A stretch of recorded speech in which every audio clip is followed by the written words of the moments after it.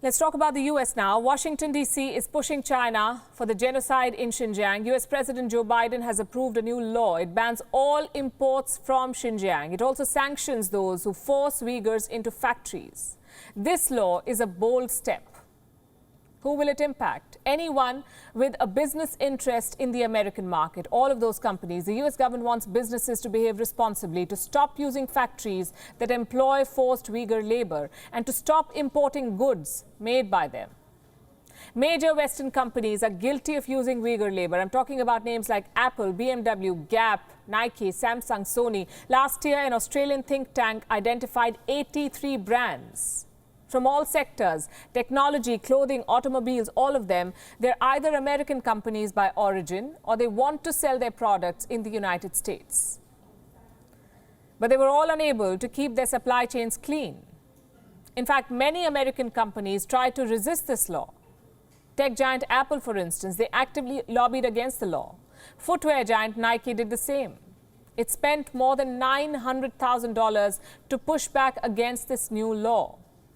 Coca-Cola, we are told, spent more than $4 million last year on lobbying efforts. But for a change, the lobbyists did not win. America has banned all imports from Xinjiang. Needless to say, China is not happy. On December 23rd, United States signed the so-called Uyghur Forced Labor Prevention Act into law. This act ignores facts and truth, maliciously standards the human rights situation in China's Xinjiang, and seriously violates international law and basic norms governing international relations, which is an act of gross interference in China's internal affairs. China is strongly indignant at it and firmly opposes it.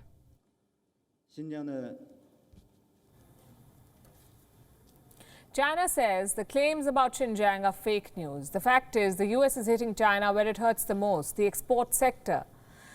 It represents close to 18% of the Chinese economy. Exports is what made China an economic powerhouse, and Xinjiang plays a major role in those supply chains.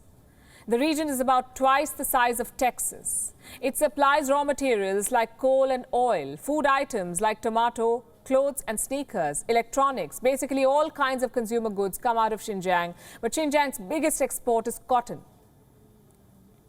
This province provides 1/5 of the world's cotton. Exporters of all of these commodities will be hit with this new American law.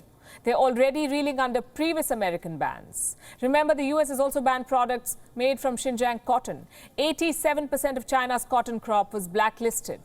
The result was this. One major exporter in Xinjiang lost business worth well over $50 million. Companies like Patagonia, Gap and IKEA said they will stop shipments from Xinjiang. The latest American ban will have a bigger impact. How does China plan to respond? Beijing is resorting to nationalism, bullying American companies, weaponizing its market, and pushing Chinese citizens to boycott American goods. The latest victim is Walmart. Walmart runs a subsidiary called Sam's Club in China. It is a grocery chain. Sam's Club stopped selling goods made in Xinjiang, and for this, they're facing the wrath of Chinese citizens.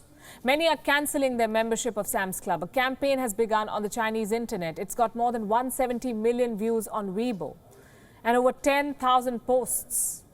The hashtag Sam's Club Xinjiang is going viral. It's got at least 1.7 million searches in China. Does all of this sound familiar? It should, because China has done this before with brands like Nike and H&M. They tried to end their dependence on Xinjiang, so they faced boycott calls.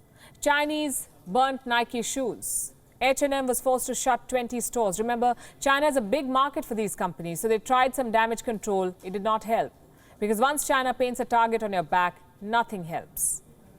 Look at what happened with Intel. It asked its suppliers to not use anything that comes out of Xinjiang. As expected, a backlash followed. State mouthpieces said Intel had committed the quote-unquote biggest offense to the Chinese market. Intel's brand ambassador in China ended his ties with the company. The chip maker decided to apologize, but Beijing is having none of it. We have noted the relevant statement and hope that the company concerned will respect the facts and distinguish right from wrong.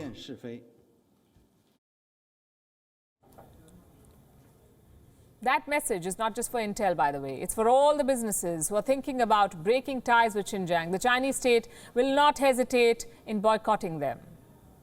So what should brands do? They should stand up for what's right. They should deal with temporary inconveniences, even losses and nasty campaigns. Because in this day and age, ignoring human rights is also a bad business strategy. No amount of marketing will help you if you support a genocidal regime. The American ban is just the start. Other countries will soon join. There is a growing demand for a similar ban in Europe. China's genocide in Xinjiang is simply too big for the world to ignore now. WION is now available in your country. Download the app now and get all the news on the move.